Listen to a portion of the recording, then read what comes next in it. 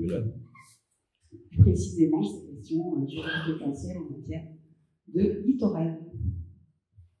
Merci beaucoup. Merci beaucoup donc, à la commune de Frontignan et à l'agglomération pour cette invitation qui m'a permis de faire un peu de vélo hier sur un territoire que vous ne connaissez pas. Donc voilà, je vais vous parler d'autres territoires, mais le vôtre, je découvre à peine. Donc ne me posez pas de questions très précises sur votre littoral. Vous allez avoir des interlocuteurs plus chevronnés que moi là-dessus. Donc, juste deux petites slides pour vous expliquer d'où je parle et qui je suis un peu. Je suis effectivement enseignant-chercheur, donc ça veut dire que je n'ai pas de pouvoir de décision nulle part. Donc, je regarde comment se forme le droit, je regarde comment il évolue, et on travaille avec des programmes de recherche qu'on a menés sur pas mal vous voyez, depuis 2008 sur des questions du littoral. Un premier qui était général, un deuxième sur la Camargue, le troisième qui était sur le Var, et le quatrième là, qui était sur un territoire d'outre-mer, donc la Guadeloupe. Donc voilà, pour vous dire que vous n'êtes pas seul, et que les problèmes de construction du droit sur la localisation, ça se construit un peu partout. Donc si vous voulez dire des choses plus précises, vous pouvez aller chercher un petit peu tout ça. Même la thèse de ma doctorante, elle était soutenue en 2015, et puis j'ai mené quelques expertises. Donc on est parfois, on donne des avis à des acteurs publics sur des rapports officiels ou autres. Donc voilà. Donc je me propose de vous parler de ces questions juridiques et foncières sur la recomposition spatiale. C'est des aspects complexes, je sais que vous n'êtes pas tous juristes, voilà, et que voilà, un cours que j'ai fait d'habitude en 4 ou 6 heures à mes étudiants qui sont déjà juristes, et on va essayer de ramasser tout en une demi-heure pour ne pas vous saouler un samedi matin. Donc j'ai prévu quand même 4 parties, mais peut-être qu'on fera une petite pause aux les 2 premières déjà. La première partie, c'est pour vous expliquer un petit peu pourquoi il y a un droit différent entre les risques de submersion marine et les risques de retrait du trait de côte sur le littoral, c'est pas évident de comprendre. Ensuite, tout simplement, que font les différents acteurs juridiquement? Quels sont les outils qu'ils utilisent? Et les 3 acteurs principaux, c'est l'État évidemment, les communes et les intercommunalités, mais il y a aussi un rôle à jouer aujourd'hui des propriétaires, des notaires, des agents immobiliers. Voilà, on fait descendre aussi les responsabilités sur d'autres acteurs.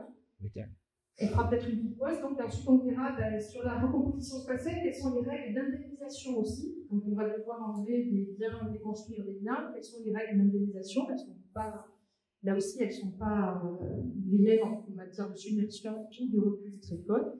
Et à la fin, je pense qu'on pourra peut-être aborder quelques questions, enfin des questions qui nous préoccupent en tant que chercheurs, notamment sur les inégalités sur le littoral et comment le droit risque d'aggraver ou pas ces inégalités. Qui finance ces choses-là? Comment ça se fait qu'il y a ces indemnisations différenciées? Et donc, de travailler sur qu'est-ce que c'est que la vulnérabilité, qui doit être protégé de la vulnérabilité. Et ça, je pense que ça fera peut-être l'objet davantage d'échanges avec vous. Et en tout cas, vous pouvez de toute façon me poser des questions. Alors, pas au fur et à mesure, à chaque fois, parce que souvent, les gens...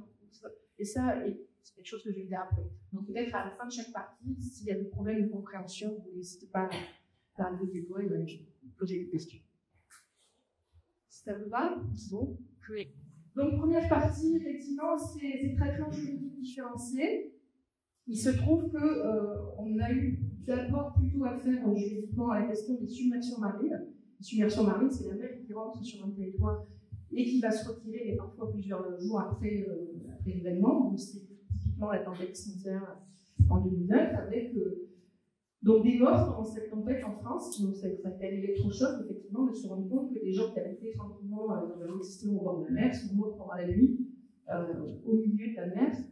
Voilà, les gens qui racontent ce qui s'est passé pendant la tempête Cynthia, c'est vraiment des choses qui donnent encore la chair de poule. Voilà, ils étaient sur des maisons sous la pied, certains n'ont pas pu sortir parce que là aussi, les volets roulants étaient électriques, donc plus de réseau électrique, donc les gens se sont retrouvés enfermés chez eux et se restent en mort. Et les voisins qui ont réussi à sauter sur leur toit se sont retrouvés au milieu de la nuit en pleine nuit. Et ce qu'il faut dire, pour la petite histoire et l'anecdote, c'est pas pour faire du catastrophisme dès le début, mais c'est que les gens sur la Faute-sur-Mer, notamment, et sur la baie des Bisbillons, qui ont vécu ça cette nuit-là, quand on leur a dit est-ce qu'on vous rachète votre maison pour partir ailleurs, ils ont dit oui, et je pars assez loin. Donc les gens qui ont vécu ces épisodes traumatisants comprennent aujourd'hui ce que ça peut être un risque littoral. En revanche, les problèmes juridiques sont venus, les contentieux sont venus avec des gens qui étaient des résidents secondaires, et qui en février, cette nuit-là, n'étaient pas là, et qui sont revenus 3 mois après, ma maison immobilière, etc., mais c'est pas grave, ça a été, je revenais, et eux ont voulu rester. Donc, là aussi, quand on discute sur le droit, il faut se demander, et c'est très bien qu'on ait un sociologue dans l'environnement qui parle ici, voilà, comment les gens reçoivent ces informations et qu'est-ce qu'ils ont vécu par rapport à ça. Alors, pourquoi donc il y a eu d'abord ce droit qui s'est construit sur les risques de submersion marine? Parce qu'il y a eu cette tempête Simca, et que donc on a élaboré à ce moment-là, on a repris le droit des risques naturels, les plans de prévention des risques et d'inondation, on les a, enfin, certains étaient déjà relatés aux submersions marines, mais on les a élargis aux submersions marines. On a élargi le fonds Barnier, dont je veux parler aussi, aux submersions marines, parce qu'il y a eu cet électrochoc, et que quand il y a une crise comme ça, les pouvoirs publics font le sommet de réagir et de fabriquer des règles pour que ça n'arrive pas. Donc, on a un traitement juridique particulier pour les submersions marines, sur lequel je reviendrai tout à l'heure, et aujourd'hui, qui est basé donc sur la notion de risque grave pour la vie humaine, pour éviter que les gens ne meurent, encore une fois, à cause de submersions marines. Inversement, aujourd'hui, on travaille aussi, enfin les pouvoirs publics et les droits évoluent aussi sur la question de l'érosion du trait de côte et du recul du trait de côte, qui est un phénomène naturel. Donc, les territoires, vous avez la morphologue la dernière fois, hein, le trait de côte, ça a toujours évolué. Mais il se trouve qu'on a construit de plus en plus au bord de ce trait de côte et que c'est le 20e siècle, puis un petit peu plus dans les années 30, et puis surtout les missions d'aménagement dans les années 70-80. Là, on a construit vraiment beaucoup de postes sur très proche du littoral. Et qu'aujourd'hui, avec l'érosion naturelle du trait de côte, et bien surtout avec la situation où les maisons, les enjeux sont soumis à ce recul.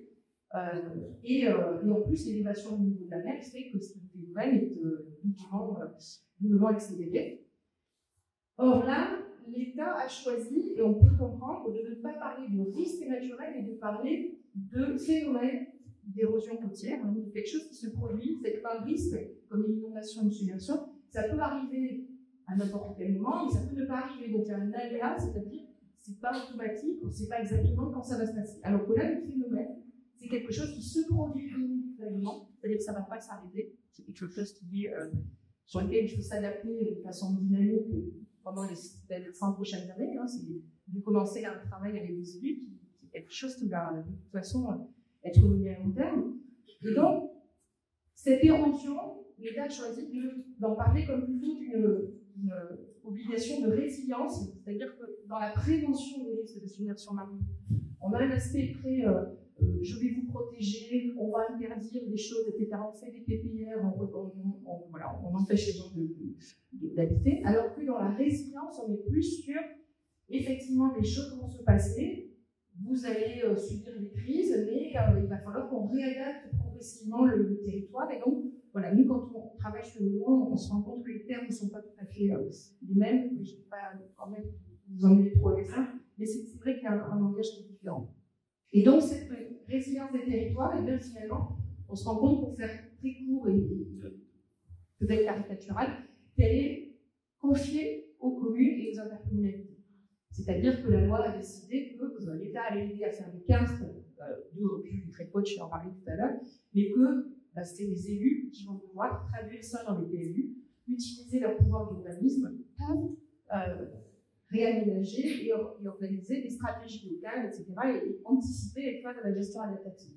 Donc, grosso modo, la prévention des submersions, c'est un peu plus l'État, et la résilience des territoires soumis à l'érosion, c'est un peu plus une compétence des collectivités, ce qui n'est pas un cadeau, hein, parce que quand on dit nouvelle compétence pour les collectivités, ça veut dire une nouvelle responsabilité derrière, et je ne vais pas trop en parler, mais je vous rappelle que sur la tempête Cynthia, le maire de la Seine-sur-Mer a été condamné à 4 ans de prison ferme pour avoir délivré des cartes de construire, on faisait une normale, etc.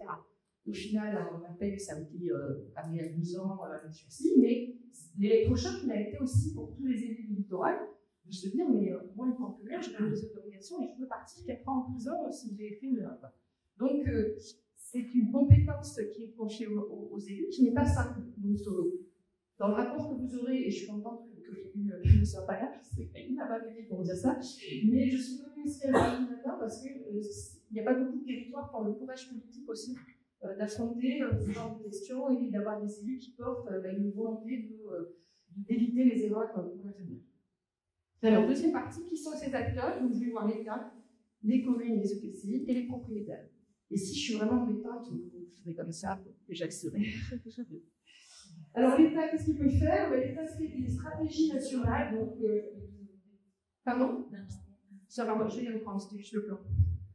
Donc, l'État fait des stratégies nationales. Il y en a beaucoup, stratégie nationale de la baie littorale et une stratégie nationale de gestion intégrée du trait de côte qui est apparue en 2010, donc après la pandémie sanitaire, et où finalement l'État a commencé à dire assez clairement pour le recul du trait de côte, messieurs, dames, on ne va pas protéger, ce que je vous disais, passage de la protection à la résilience, on ne va pas protéger l'ensemble du littoral avec des mers, des îles, des épis et des enrochements. Il va falloir choisir quels sont les lieux qu'on va protéger, effectivement, les zones très densément peuplées. J'habite à Marseille. Marseille, on a des bords qui débordent maintenant de temps en temps. Hein. On sait que Marseille ne va pas laisser la libre vie du trait de côte. C'est des choses qu'on va durcir, on va monter des villes, on va des endroits qu'il va falloir protéger, effectivement, mais tous les endroits ne seront pas protégeables, ce n'est pas des arbres non plus. Donc, il va falloir réorganiser ce qu'on laisse sur le littoral, ce qu'on enlève et comment on recompose. Donc, parce que tu as déjà une discussion là-dessus. La responsabilité de l'État, c'est les plans de prévention des risques naturels. Donc, on peut aussi bien sûrement les plans de prévention des risques d'inondation, d'avalanche, de terrain, etc. Donc, quand il y a des risques graves pour la vie humaine, c'est à l'État de faire ces plans de prévention. Or, pour le recul du trait de côte, dans la loi de résilience, la dernière dont je parlais tout à l'heure, l'État a dit, là où il n'y a pas de plan de prévention des risques, vous intégrez ça dans le plus de urbanisme.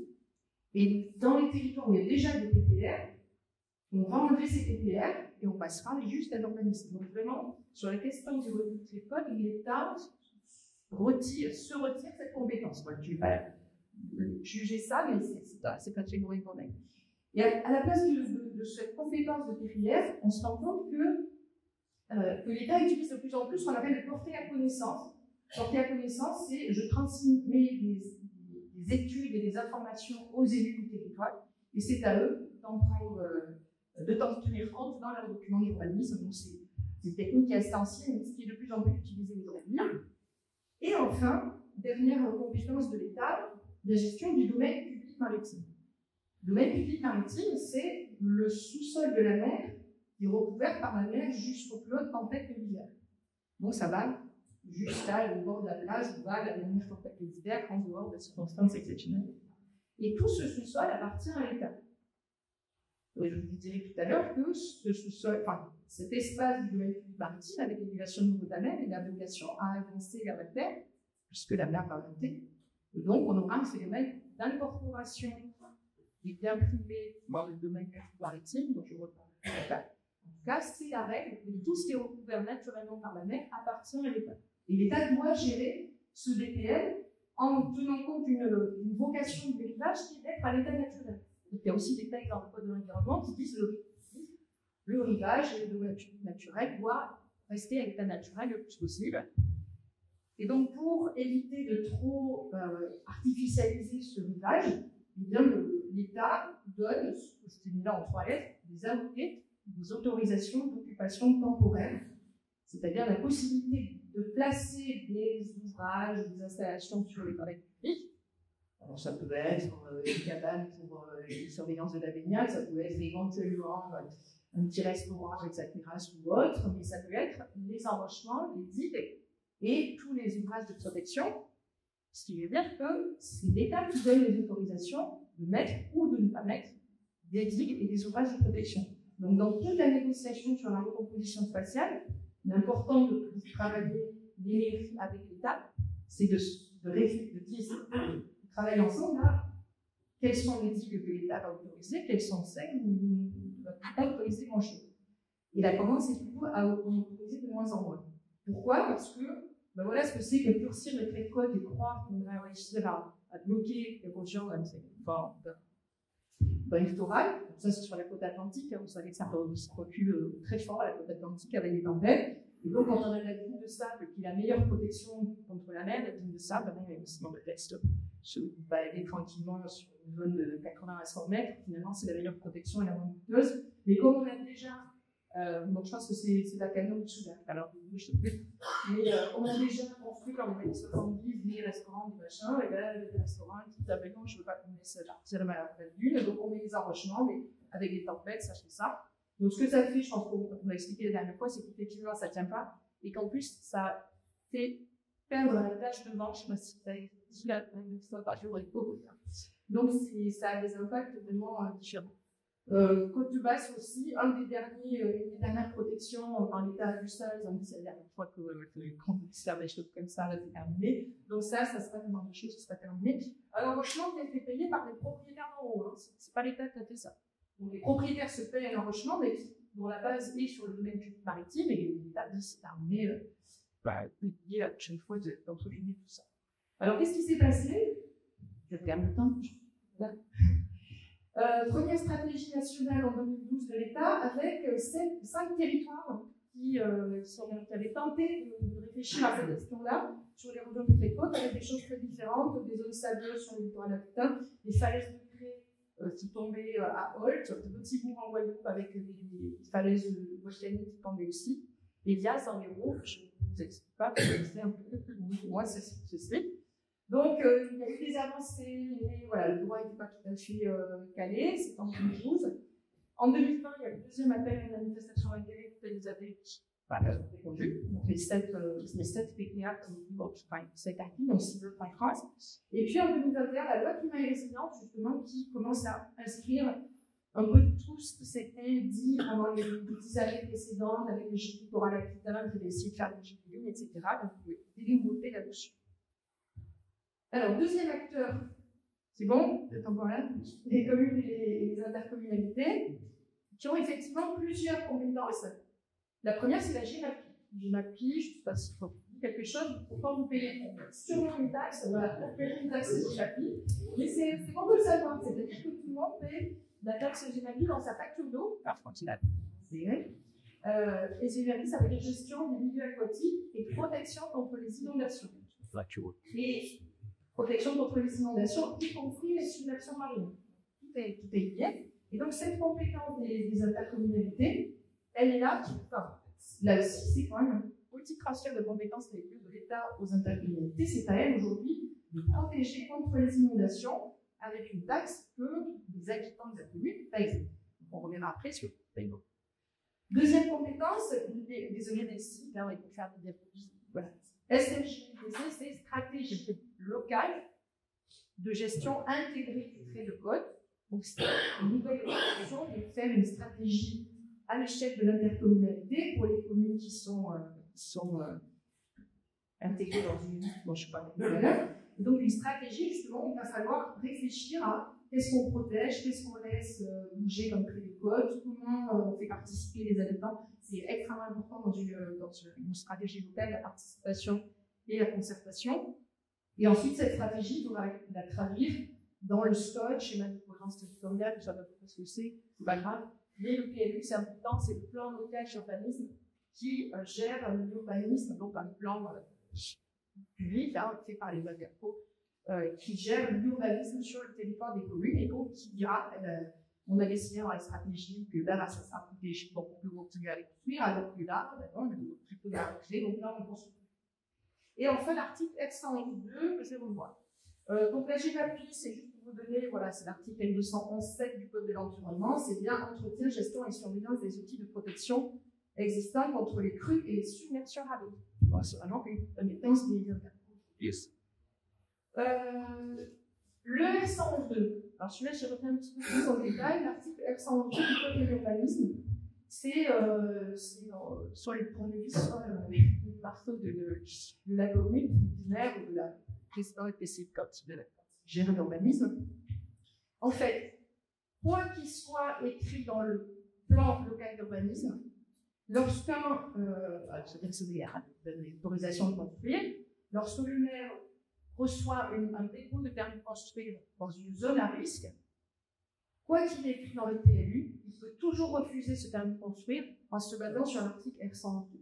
C'est-à-dire dire le projet peut être refusé si l'immédiature apporte atteinte à la sécurité publique, à la sécurité des occupants, du fait de sa situation. Donc, monsieur, vous demandez un permis de construire. C'est vrai que la zone est constructive dans le PLU, j'ai pas encore le temps de le modifier, on vient en face de la stratégie toujours l'État, ça a l'air constructive, et pour autant, je viens de recevoir par importer à la commission hydraulique une étude du DRGM qui me dit que là, voilà, vous allez être en zone à risque très rapidement, donc je refuse votre permis de construire. Vous voyez qu'il y a des outils quand même qui sont à la main toujours des communes. Attention, la diapo est plus longue, mais on va aller tranquillement. Que prévoit désormais la loi climat et résilience sur vraiment la gestion du trait de côte et le recul du trait de côte? D'abord, il y a une liste de communes qui sont exposées au trait de côte. Alors, au début, il y avait pris l'État et caméra une liste de communes. En fait, c'est des communes qui ont été volontaires pour accepter de dire nous, on va travailler sur la trait de côte. Aujourd'hui, il y en a 224. On a très peu dans les décrets, la première liste est déjà assez faible. Et là, aujourd'hui, il y en a 224 sur l'ensemble de la France, communes, qui ont dit c'est vrai que nous, on a notre littoral créé. À partir du moment où vous êtes dans la liste, vous devez élaborer dans les 4 ans une carte locale d'exposition de côte. Donc ça, c'est cofinancé par l'État, c'est en général les gars à faire les cartes d'exposition, des cartes d'érosion. Voilà, c'est ce que vous faites dans le cadre du PPA, donc c'est ça est en train de se mettre en place ici sur votre territoire. Et cette carte va faire apparaître deux types de zones. La zone de risque à 30 ans. La moyenne du torrent excellent, on a une autre résidence en 2021, donc 30 ans plus 21, ça fait 2050 euros. Donc, zone de risque à 2050. Et deuxième zone de risque entre 2050 et moi, parce que je suis nulle avec les chiffres, 100 ans, ben, 120. Voilà. Donc voilà, deux zones de risque. La première, donc, évidemment, c'est où le risque va arriver plus vite, sans que ce soit dans les immédiats dans 2 ans, mais on est quand même dans des zones de risque assez rapides. Là, on va avoir une inconstructibilité de la zone, donc on ne construit plus dans cette zone de risque à 30 ans. Donc la carte, vous voyez, va être importante pour définir ce qu'on va pouvoir faire sur ces territoires. Et dans la deuxième zone, qui sera en recul et en zone de risque plus tard, on va autoriser des constructions, mais sous condition de leur démolition aux frais du propriétaire, quand le trait de côte sera arrivé, parce que cette zone à 30 ans et à 100 ans, la loi ne le dit pas, mais elle est amenée à évoluer aussi. C'est-à-dire que dans 20 ans, le risque à 30 ans, il faudra le redéfinir, etc. Donc, on sait bien que dans la deuxième zone aussi, il y a bien un moment où l'érosion du trait de côte va arriver au pied de la maison. Et là, ce qu'on prévoit à l'avance, c'est, messieurs, dames, les propriétaires, les acheteurs de terrain, vous pouvez construire votre maison, mais vous devrez la démolir à vos frais. Donc, attention à ce que vous allez construire, il faut des choses qui soient peut-être facilement démotables, pas trop lourdes, etc. Et il faut prévoir une provision d'argent pour la démolition. Donc, vous voyez que c'est un nouveau système de permis, finalement, à terme, enfin, de juridique. Et ça, c'est tout à fait nouveau, mais c'est intéressant parce que ça commence à faire comprendre quand même sur le territoire que les choses vont évoluer graduellement et que rien n'est fixé aujourd'hui en termes de crédit. En plus de ça, le PLU devra comporter la largeur de la bande des 100 mètres. Vous connaissez peut-être la bande des 100 mètres du littoral, qui est inconstructible dans la loi littorale, en dehors des espaces protégés. Ça, c'est une vieille règle de 86 des clubs littorales. En dehors des espaces urbanisés. En dehors des espaces urbanisés, il est interdit de construire sur une bande de 100 mètres à compter du rivage. Mais comme le rivage se déplace, cette bande de 100 mètres, aujourd'hui, vous pouvez la faire plus large. Donc, ce n'est pas que les communes pourront faire une bande plus large, elles devront faire une bande plus large aussi dans les espaces non urbanisés. S'il vous plaît, c'est à partir de trait de côte d'extrapolis que l'on fait cette bande. Non, c'est le trait de côte, ils sont. Oui, le trait de côte d'aujourd'hui, pas du tout. Le trait de côte de 30 ans. Le trait de côte d'aujourd'hui, pour le moment, voilà. La littorale, c'est le trait de côte d'aujourd'hui. Vous prenez une bande de 100 mètres, ça devient constructible. Mais vous avez raison que finalement, les zones de la bande des 100 mètres plus large et de la zone de risque à 30 ans vont sûrement se chevaucher à certains moments. Donc, voilà, il y a une malheureusement, mais c'est pas grave. Le principe, il y a une inconstructibilité, donc c'est pas très grave si ça se chevauche. Et enfin, les communes disposent d'un nouveau droit de préemption pour racheter au fur et à mesure les zones qui seront mises en vente. Donc, ce n'est pas une expropriation, un droit d'expropriation d'une commune, c'est un droit de préemption nouveau et il y a un fondement juridique pour, au moment des ventes de maison, et bien, que la commune achète à la place de l'acquéreur de la maison, le bien ou de la vote, pour quand c'est fait, on verra après, mais c'est une nouvelle concurrence. Ça va jusque-là? Donc ça, voilà, la banque personnelle, je vais en parler. Les zones de 0 à 30 ans, de 30 ans, bon, j'ai bien pu expliquer. Les infos des règles, je ne sais pas. Comment? Ça fait 20 minutes? Oui, alors je vais lancer. Les stratégies locales de gestion, ça va? Je vais trop vite, je parle trop vite. Oui. La préemption, c'est que pour l'existant, Oui, parce que le bâti, vous voulez dire? Oui.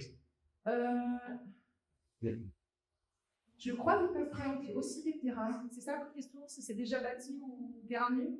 Oui, ou si l'autorisation de bâtir est accordée, plus tard, est-ce que ça concernera aussi les bâtisseurs? Vous avez parlé de la possibilité de construire à la condition de mettre un fonds pour pouvoir nourrir ainsi de suite. Ah, mais ça, c'est dans la deuxième zone. Et la préemption, c'est plutôt dans la première zone. D'accord. Dans la zone de risque rapide. Donc c'est sur l'existant, puisque la première zone, normalement, sera plus ou moins bonne. Je ne sais pas ce que vous appelez existant, en fait. Existant, moi, c'est terrain nu ou bâti. Bâti.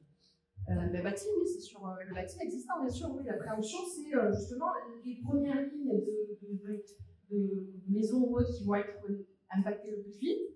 Pour arriver à ce que les gens ne soient plus dans cette zone de risque, on cherche des outils, donc l'acquisition à l'amiable, je m'en parle des barniers, l'expropriation ou ce nouveau droit de préemption qui permet d'acheter au moment d'une vente. Voilà. D'une grâce ou d'une succession. Oh bah, les questions. Donation, préemption. Alors là, je vois beaucoup parce que je ne sais pas si la Oui, je pense. Ah bah voilà, merci. Oui, mais je ne sais pas tout dans la petite. Déjà. Bon, bref. Donc, la réponse est unanime aussi pour les donations. Ah oui. Et les successions. Et les successions. Ah, ouais. Ça, il faut avoir à limiter. Stratégie locale de gestion du trait de côte qui va être donc lancée par le PPA aujourd'hui et les communes. Donc, elles ont une obligation de le faire. Et j'attire votre attention sur le fait qu'il y a un article dans le Code de l'environnement, 321-17, qui dit que finalement, ces stratégies de gestion doivent surtout apporter une attention à la protection des espaces naturels et permettre à ces écosystèmes de se régénérer et de s'adapter à de nouvelles conditions environnementales. Donc le but d'un peu de ces stratégies, c'est là où on ne va pas protéger les zones densément construites, il va falloir avoir une gestion environnementale avec des écosystèmes qui seront souvent la meilleure protection même de la matérie. On sait que les dunes, c'est ce qui protège mieux, c'est pour les littorales, voilà. Donc, la reconstitution de l'espace naturel, c'est aussi un objectif de cette stratégie. Dernier acteur, les acteurs immobiliers, les notaires et les propriétaires. Alors là aussi, la loi leur transfère finalement pas mal de nouvelles obligations finalement. La première, c'est l'information des acquéreurs et des locataires. Il y a elle, vous savez que quand vous vendez un bien, vous devez informer l'acquéreur sur le diagnostic technique, la connaissance du permis, du bâtiment, etc. Et l'exposition au risque de ce bien. Donc avant, ça se faisait au moment de la promesse de vente, et encore pas toujours, et au moment de la vente à la fin. La loi climat et résilience avance cette obligation en disant finalement, il faut le faire dès l'annonce immobilière. Donc les annonces immobilières, maintenant, si vous regardez, les annonces immobilières, elles ont un petit truc écrit en bas qui est ce bien, pour avoir des informations sur ce bien, sur l'exposition de ce bien au risque, allez voir sur georisque.fr. Alors on aurait pu faire plus clair quand même, par les parlementaires, on dit il faudrait informer, on s'était dit tiens, mais ils vont mettre c'est pas dans une PPR, ou c'est en zone bleue, ou c'est dans une zone de côtes. Non, là il y a la petite phrase, on parle des agents immobiliers, c'est pourquoi faire baisser les conditions de marché. Voilà. Mais en tout cas, on commence à dire, attention, vous commencez à savoir ce que vous achetez, Donc, vous achetez en connaissance de cause, et il n'y a pas que la responsabilité de l'État, de la commune, il y a aussi la responsabilité, finalement, des acquéreurs. Donc, on doit aussi donner l'état des risques lors de la première visite des biens par une agence immobilière ou voilà, autre. Donc, on essaye effectivement d'avancer cette information. Et vous voyez à la fin, j'ai mis, si cette information n'a pas été faite dans les temps, l'acquéreur peut demander l'annulation de la vente, la résolution de la vente ou une baisse du prix. Donc, il peut y avoir une sanction si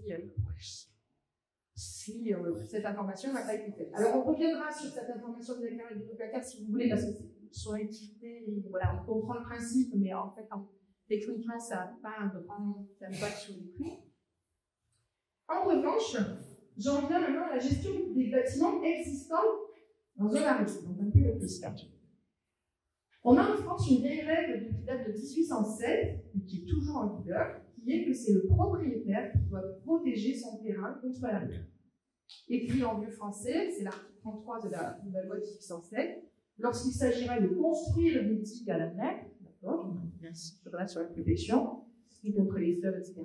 La nécessité en sera constatée par le gouvernement, donc une autorisation d'État quand même, et la dépense supportée par les propriétés protégées. C'est-à-dire que c'est les propriétaires qui devraient payer le prix de la protection de leurs biens. Sauf le cas où le gouvernement croirait qu'il est juste d'accorder des secours sur les fonds publics. Alors, c'est le français, ça veut dire, sauf quand le gouvernement décide de financer lui-même et de donner une aide financière comme ça. Mais donc c'est pour ça qu'on a aujourd'hui sur le littoral souvent des ASAP, des associations syndicales libres ou autorisées. C'est des propriétaires qui se mettent en association syndicale pour gérer, vendre leurs forces pour le littoral. En revanche, la deuxième phrase, si le gouvernement croit juste d'accorder des fonds publics, ça veut dire que quand une collectivité publique veut prendre en charge une partie d'une digue ou autre, elle doit suivre une procédure et justifier que ça s'appelle une digue aussi, c'est une déclaration d'intérêt général. Donc ça veut dire qu'il faut que la collectivité justifie qu'il y a bien un intérêt général à protéger ces deux maisons, ou ce quartier, ou ce camping, ou cette zone commerciale.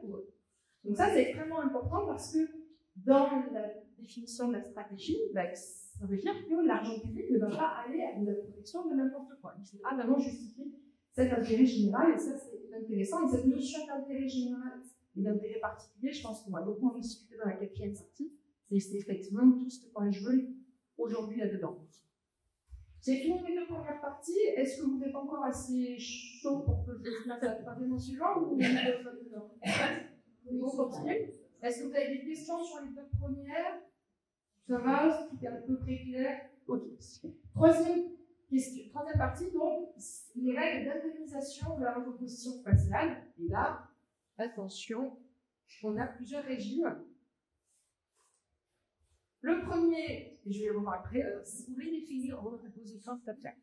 Et bien, c'est tout ce que vous voyez depuis deux séances. En fait, c'est la troisième, voilà. Recomposition spatiale, c'est ce que j'ai expliqué aussi au début, c'est quelles sont, regardez sur la carte du territoire et sur le territoire, quelles sont les zones qu'on va conserver, qu'on va défendre, qu'on va protéger, et pour lesquelles on ne va pas laisser la mer rentrer dessus, et quelles sont celles où on va enlever les maisons éventuellement, et enlever ce qui est construit parce que la mer va avancer, le littoral va reculer. Et du coup, ces maisons qu'on enlève, est-ce qu'on les remet plus loin, est-ce qu'on les déplace, est-ce qu'on les relocalise, ou bien est-ce qu'on dit, ben voilà, elle est enlevée, on n'a pas besoin de la reconstituer, on les enlève. Ah oui, la prévention, l'expropriation, c'est ce qui s'est fait si vous avez suivi ce qui s'est fait après la tempête Cynthia, les zones où la mer était entrée, on a fait de l'effacement. L'État a fait des bulldozers en disant ça c'est une zone noire, les gens sont morts dedans, il est hors de question que les gens habitent de nouveau là-dedans. Donc il y a des zones où ça a été démoli tout de suite, des zones où on a acheté progressivement les biens aux personnes, avec de l'acquisition amiable, de la discussion. Donc oui, bien sûr que les maisons vont être enlevées, parce que la mer avant, ça fait 2 séances, je ne l'invente pas moi, c'est des choses qui se passent sur le terrain. Donc pour éviter qu'il y ait des morts, c'est ce qui va se passer. Après, là, on est en train de prévoir, justement, d'anticiper, éviter des phénomènes comme celui des médias pour éviter ce genre de drame. Et là, comme on l'a expliqué, quand on habite là, on n'a plus sa maison.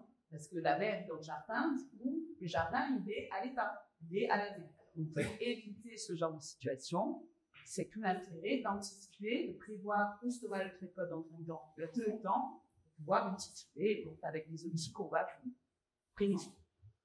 Donc, c'est la chose, ça va venir. Comment on va enlever ces maisons et comment on va indemniser effectivement les propriétaires? La première solution, c'est la maire avance et recouvre, au bout de plusieurs années, un terrain comportant une maison, un terrain comportant éventuellement une autorisation de construire, comme vous l'avez dit tout à l'heure. Et donc, ce terrain va être incorporé dans le domaine public maritime, du seul fait que la maire aura avancé sur ce terrain. Moi, je suis content d'en parler à mes étudiants aussi, dont certains veulent être conducteurs immobiliers, des dieux comme ça, à la propriété privée, etc. Non, ça a été jugé par. Enfin, oui, la propriété privée va disparaître, ça va être incorporé dans la propriété publique, mais le Conseil constitutionnel, le Conseil d'État se sont déjà prononcés sur cette règle-là, en disant mais ce n'est pas une spoliation par l'État, ce n'est pas une expropriation de l'État, c'est juste ça a pris en compte d'un phénomène. Il n'y a rien d'inconstitutionnel, il n'y a aucune atteinte au droit de l'homme au fait de reconnaître que la mer avance et que tout s'est incorporé au domaine public maritime. Donc, si vous aviez l'intention d'attaquer cette règle par une question de constitutionnalité vôtre, oubliez cet espoir parce que ça a déjà été fait, il y a déjà des décisions de la Cour européenne de justice, du Conseil constitutionnel disant que oui, c'est comme ça, c'est large. Ouais. Alors, donc ça veut dire que la propriété privée a perdu du seul fait que la mer va avancer. Et la conséquence, donc je vous ai cité l'arrêt du Conseil d'État de Vias de 2017, qui est sur Vias de 2017, qui est quand même assez récent, et qui dit bien, cité par Nathalie, une citation du Conseil d'État, un propriétaire riverain du rivage ne dispose d'aucune espérance légitime de pouvoir conserver son titre de propriété sur les terrains qui sont incorporés au DPM par la progression du rivage de la mer. Donc voilà, la mer va avancer, les terrains seront perdus pour les particuliers. Voilà, le reste est moins important et que je n'ai pas beaucoup, je vais accélérer. Alors, ce qui est important, en revanche, c'est est-ce que la personne qui perd sa propriété est indemnisée? Est-ce qu'il y a un prix donné, un prix de vente donné à l'incorporation de domaine maritime? Eh bien, non. Il n'y a pas d'indemnisation prévue. Donc, si votre interco ne commence pas à travailler aujourd'hui sur comment on va faire, messieurs, dames, pour enlever les premières maisons, elle n'a qu'à attendre que la mer avance, mais un jour ou l'autre, la maison arrive dans le domaine public maritime et il n'est pas indemnisable. Donc, la règle, c'est pas d'indemnisation, sauf deux cas précis, si.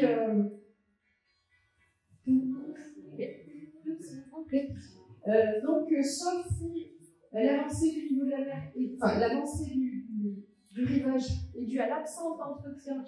Et ça vous fait une évaluation.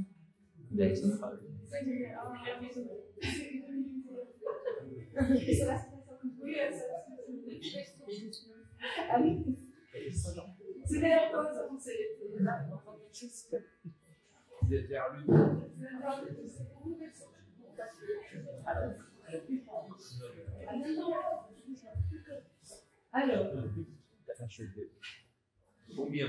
Alors, j'en reviens, donc pas d'indemnisation, sauf si la mer avance sur le terrain parce qu'il y a une absence d'entretien des digues ou d'ouvrages de protection qui ont été construits par la puissance publique. Donc là, dans ce cas-là, il peut y avoir une indemnisation. Il peut y avoir une indemnisation, c'est pas automatique, mais il peut y avoir. D'où le fait qu'aujourd'hui, l'État et les collectivités publiques, surtout l'État, freinent en disant mais attendez, je ne vais pas construire des digues à droite à gauche si un jour, en plus, on me demande d'indemniser un terrain derrière parce que c'est parce que j'aurais à la fin de notre vie que les terrains m'accroissent. Voilà. Donc ça explique aussi que c'est des orientations que l'État ne prendra plus de protéger n'importe quoi. Ou bien le deuxième cas, c'est quand il y a une charge spéciale et exorbitante, c'est quand vraiment il y a une seule maison qui est atteinte par l'avancée du BPM et que c'est dû par exemple à une digue qui a été faite à côté, que l'érosion s'est reportée, etc. Donc certains cas exceptionnels, il peut y avoir une indemnisation, mais il n'y a absolument pas d'obligation de quelque chose de schématique.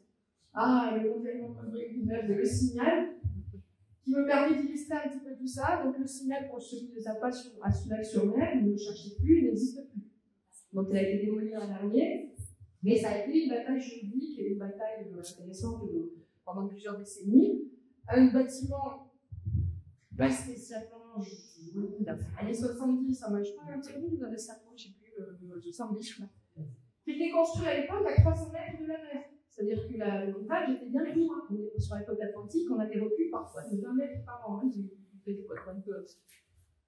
Progressivement, le montage est emporté, les dunes sont emportées, et un jour, risque d'effondrement du signal. Donc déjà, le préfet prend un arrêté de péril, je sors plus de là, aux écueils personnels qui personne n'applique le signal. Et qu'est-ce qu'on en fait?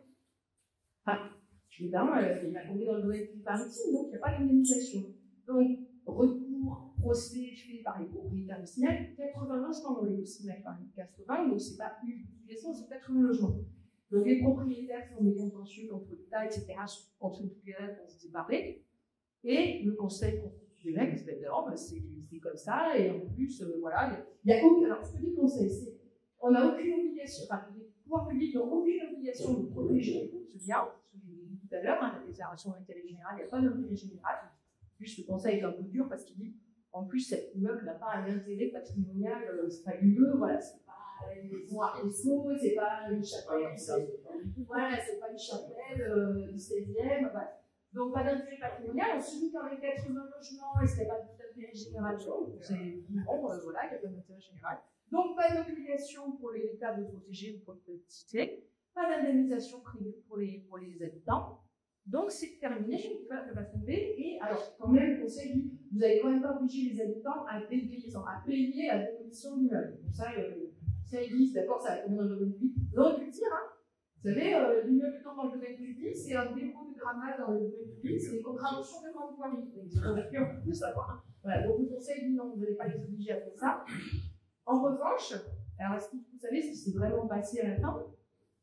Finalement, les gens qui suivaient un peu le droit à cette époque-là, on disait tiens, ils vont s'en sortir, donc procès perdu par les propriétaires. Et à la fin, il y a des députés avec les maires qui les ont appelés, qui ont dit bon, j'ai fait un truc, celui-là coupé, hein, qui est inconstitutionnel, qui est d'avoir voté une loi pour gérer une situation particulière qui est celle d'un immeuble avec 80 logements. La loi, normalement, ça sert à fixer des règles générales applicables à tous. Là, ils ont voté une loi parce que le Conseil d'État, le Conseil constitutionnel s'était prononcé, donc on ne pouvait pas aller plus haut dans la hiérarchie des normes. Il n'y a que la loi qui est au-dessus, donc on vote une loi pour ouvrir une enveloppe de combien? 7 millions d'euros, quand même, pour indemniser les 80 logements. Donc ça ne fait pas beaucoup, je crois, ça fait 30 000 par appartement, c'est pas énorme. Mais en tout cas, ça veut bien dire que les règles de droit ne prévoyaient pas ça et qu'il a fallu bidouiller quelque chose de très clair pour voilà, soulager un peu la détresse des gens. Bon, en plus, c'est vrai que le signal, c'est des gens. Il y avait pas mal qui habitaient sur place, c'était pas les résidences secondaires, c'est des gens qui n'avaient pas beaucoup d'argent, voilà, pour leurs économies, etc. Ouais, une situation sociale qui peut-être un peu. Pardon, est-ce que ça veut faire jurisprudence? Non, parce que c'est pas une jurisprudence, c'est une loi qui a été adoptée. Comment? Voilà, fâcheux précédent. Voilà, fâcheux précédent, oui. Une jurisprudence, c'est celle du Conseil d'État. Le juge a tranché en expliquant la règle, en disant vous n'avez pas droit à des indemnisations, ça c'est la jurisprudence. Le bidouillage qui a été fait derrière pour dire bon, quand même, les hommes de pauvres, c'est une loi, mais une loi ne crée pas vraiment un précédent. Voilà, il n'y a pas de. Il faut regarder comment elle a été tortillée en plus, parce que souvent ils s'en servent en disant exceptionnellement pour un immeuble datant de telle date, etc. Ils faisaient beaucoup ça pour la loi électorale, mais la montagne qui trouvait des relations pour valider des choses qui étaient annues. Donc voilà. Mais je ne rentre pas trop dans le cas particulier, j'avais l'avance, parce qu'il est fini. Tout ça, souvent, les stations se seraient rendues là. Oui. Oui, c'est ça. C'était dans la loi de finances. Dans la loi de finances, merci, ouais. Mais c'est quand tu donnes.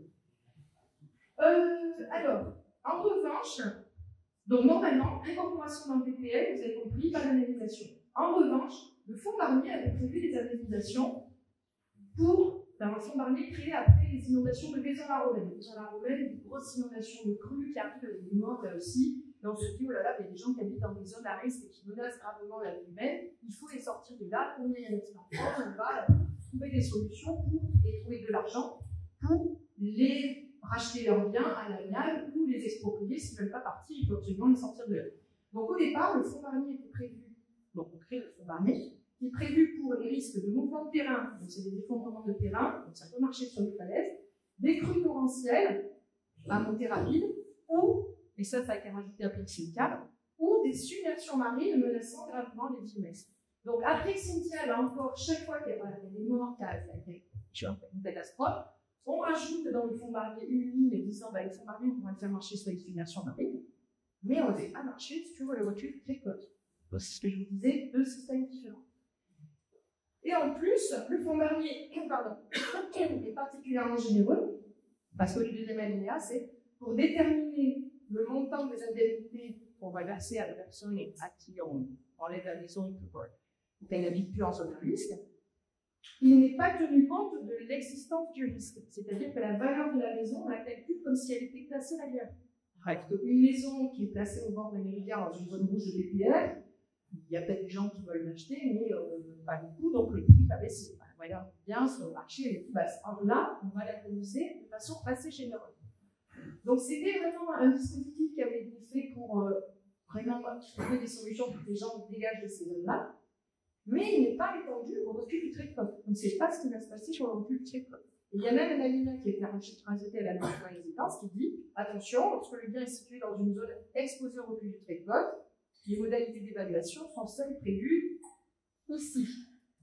Et l'évaluation des biens donc, menacés par le recul du trait de côte, c'est ce rajout un peu alambiqué qui va être applicable aussi pour le droit de préemption.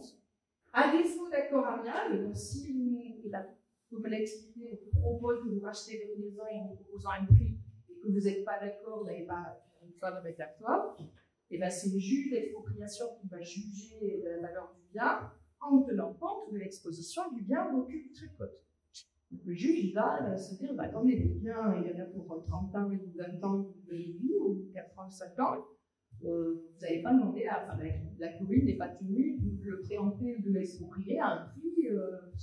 Alors, il y a des chandeliers, donc il ne faut pas tenir compte de ça. Alors, avec on ne va pas rentrer dans le détail, mais avec une comparaison avec la vente des biens qui se sont faits à côté, ou bien, à la fin, la suite viendra, ou bien, pour tenir compte de la durée limitée restant à courir par la disparition du bien, donc la durée de vie du bien, on peut faire un abattement sur les valeurs de référence, c'est-à-dire, on ne peut pas par rapport à ce qui se va mieux jusqu'au jour, mais comme votre bien il a vocation à être soit incorporé dans de l'acte public, soit tombé avec une falaise, etc., ben, on va faire un abattement, ça vient une décote, on va laisser ce prix. Voilà, de toute façon, une décote. Alors, ne me posez pas trop de questions là-dessus parce que je suis très mauvaise avec les chiffres, mais voilà le principe, en tout cas, c'est pas du tout le même que pour les subventions marines, ce que je fais. Pas comme vous. Ah, mais on est bien, très parti, on est bien. S'il y a accord amiable,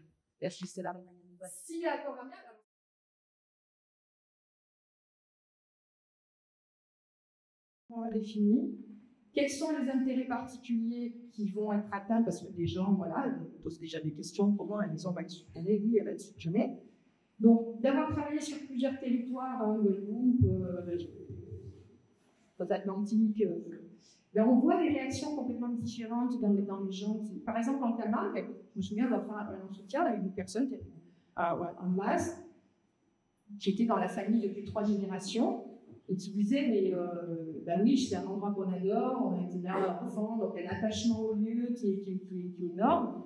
Et en même temps, elle me dit en même temps, ça fait longtemps qu'on voit reculer la cause, on sait très bien que le MAS, il a des règles de et que quand ça va être là, on ne va pas faire une guerre pour dire ça va ailleurs, on ne va pas s'accrocher. Donc, la réception de ces règles par les personnes, elle dépend au cas par cas de chacun, de sa sensibilité, de son histoire, de l'argent qu'il y a mis, de est-ce qu'il a une maison à terre pour se rebeller, etc. Donc, ces questions-là posent des questions effectivement de solidarité nationale. Personne ne veut que des gens meurent dans une maison sous l'eau. Voilà, donc on est solidaire avec des gens qui sont en risque d'inondation, d'avalanche, de mouvement de terrain. Et ça, c'est très tard. C'est le système CatNat et Darnier en France l'ensemble de la collectivité prend en charge les dommages et supprime, et la prévention finalement de ce qui pourrait arriver comme c'est des gens en zone à risque, donc ça fait très bien. Mais sur le littoral, c'est particulier. Parce que les biens littoraux, les maisons construites sur le littoral, avec la culture verte, avec une aménité environnementale exceptionnelle, c'est génial, tout le monde aurait envie d'être en vert, etc. Voilà, donc la valeur des biens n'est pas la même que sur les bords de rivière ou couloir d'avalanche. C'est une valeur des biens qui, pour le moment, sur le marché, est complètement surestimée parce qu'il y a encore des gens, et pour travailler dans le Pays Basque, vous avez des gens qui achètent des maisons dont la moitié de la maison est déjà tombée avec la fenêtre et la cuisine était partie, donc ils ont rebétonné, remis une fausse terrasse et coincé la cuisine derrière. Donc la personne qui achète ça, qui est allez, on va dire un sportif de niveau, donc je ne compte pas trop l'argent, il achète cette maison, c'était 4 millions, ce qui n'est pas très cher au base. 4 millions, le maire va le voir en lui disant, vous savez, on avait l'intention de dire que cette maison, il faut la supprimer, vous savez ce que vous achetez. Et il lui répond, mais oui, mais je fais un investissement plaisir. Bon, ben, un investissement plaisir à 4 millions, est-ce que cette personne-là a vocation à ce que la solidarité nationale joue à plein sans tenir compte du risque le jour où la maison va s'effondrer? Ouais. Donc, il y a ces cas qui paraissent extrêmes, mais qui ne sont pas assez extrêmes de ça. Comme ça, vous avez toute la Normandie, vous avez la côte d'Azur, vous avez des biens de très grande valeur. Et inversement, vous avez sur certains, je ne peux pas ça par après, vous avez certaines côtes où le Signal, ce n'était pas des milliardaires, peut-être ici aussi, ce n'était pas des milliardaires, sur les dom-toms, il y a des genoux, il y a un petit peu tout. Donc il y a des inégalités sur les littoraux qui sont vraiment criantes. Et c'est difficile du coup de placer une règle qui soit applicable pour tout le monde, parce que si vous avez une règle égale pour les gens qui sont inégaux, vous allez avoir une aggravation de l'inégalité ou un maintien des inégalités. Donc cette question de qui paye pour qui, pour qui on va faire jouer la solidarité nationale, il faut la poser, cette question-là, on est là sur le grand principe, on est sur de la... C'est fini? Savoir aussi que l'amendement du fonds CatNat, je ne sais pas là, le fonds des catastrophes naturelles, d'où est issu le fonds Barnier, parce que le fonds Barnier c'est une extension de Thierry Caprin. Au 1er janvier 2025, si vous avez une maison, vous assurez votre maison, votre surprime pour le CatNat, elle était de 12% jusqu'au 1er janvier, passe à 20%. Au 1er janvier, ça va faire une surprise là aussi. C'est-à-dire que tous les assurés pour les maisons en France paient pour le CatNat et le Barnier. Et tous les gens qui ont des contrats d'assurance automobile, ça passe aussi de 6 à 9 la surprime. Voilà. Oui, parce que c'est une règle nationale, donc ça s'applique au Québec. Donc, oui, parce qu'il y a de plus en plus de catastrophes naturelles. Vous avez peut-être entendu parler de questions de retrait-gonflement des sols argileux aussi sous les maisons, qui devient le deuxième poste de dépense des assureurs après les inondations. Le changement climatique, les deux réunions que vous avez eu avant, mais c'est des choses qui se passent et qu'on constate. Voilà, nous on travaille depuis 40 ans là-dedans, ça ne nous surprend plus, mais c'est pas de bonne expérience. Donc, comment faire pour que la solidarité continue à s'exercer, nationale, mais qu'il n'y ait pas un moment des gens qui disent, mais attendez, à quoi sert mon argent, là, ça va indemniser qui, et quelle valeur de risque, etc. Donc, il faut trouver des règles là-dessus. Donc, je pense que peut-être, et pour ouvrir le débat, et après j'ai fini, cette stratégie locale qui va se construire ici, c'est l'occasion de réfléchir et de faire des ateliers de réflexion. Je vous remercie vraiment beaucoup d'être là parce que ça reste une maturité aussi des gens pour vous parler de ça. Réfléchir différemment aux inégalités environnementales.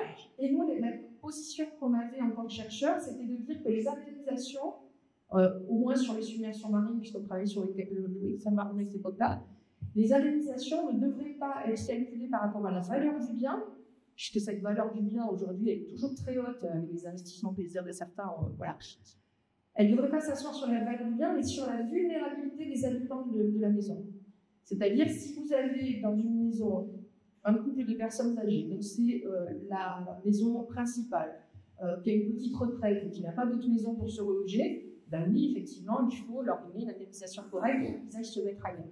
Si on est sur un bien, et j'ai pas de façon extrême une fille de Boutique qui a une maison sur le Pays Basque, voilà, qui a été occupée, je crois, 2 semaines en 4 ans, voilà, qui n'est pas occupée, qui a des revenus largement suffisants pour se relocaliser ailleurs, et donc effectivement, là, je ne vois pas pourquoi on irait mettre même 20 000 € pour indemniser ça.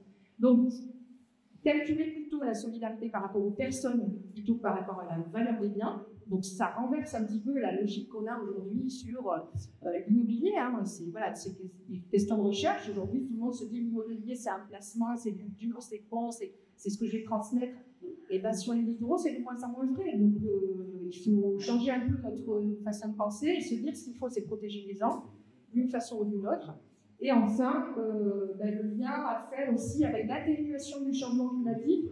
C'est-à-dire que là, on parle d'adaptation, effectivement, les reculs très courts, l'avancée du niveau de la mer, et tout ça, c'est quand même très aggravé par le changement climatique. Le changement climatique, on contribue tous, donc réfléchir aussi à nos comportements par rapport aux comportements de la commune, des acteurs publics sur le changement climatique, en mettant peut-être en premier la question de la sobriété. Moi, je travaille en tant que chercheur maintenant depuis 8 ans sur la question de sobriété, comment on peut ramener le niveau de consommation, le niveau d'émission, le niveau de production, notre rythme de travail et des choses plus lentes et plus sobres pour éviter d'aggraver le changement climatique.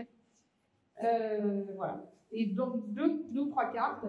Ça, c'est le Scotch Pipérois qui a déjà commencé à travailler à des réserves foncières en arrière du littoral, c'est-à-dire des lieux où vous pourrez relocaliser ce qu'il va falloir enlever jusqu'à moi qui sont là potentiellement. Donc, vous voyez, vous n'êtes pas les seuls à réfléchir à ça. Il y en a qui l'ont déjà inscrit dans le Discord. L'exemple de la Canaux Océan. Donc, la Canaux Océan sur la côte atlantique. Ça devait être en 1950, la première photo. Vous voyez qu'il y avait une dune devant, c'était quand même protégé. Aujourd'hui, il y a un petit peu de dune, il y a du sable devant et c'est très. C'est la première photo qui devait être mise en champ. Et la Canaux est en train, donc pendant les tempêtes, ça devait être ça, et la Canaux est en train de travailler à la possibilité de relocaliser toute la partie noire de la Canaux Océan. Vous voyez, c'est pas rien, hein, c'est beaucoup de développement et d'activité économique, donc c'est en train de se réfléchir. Et ça, c'est un exemple qui n'est pas à Vias, mais qui est à Coutances. C'est un camping. Donc là aussi, vous voyez ce que je disais tout à l'heure, normalement, le domaine public maritime, il est déjà sur les 3 premières rangées de Mobilum.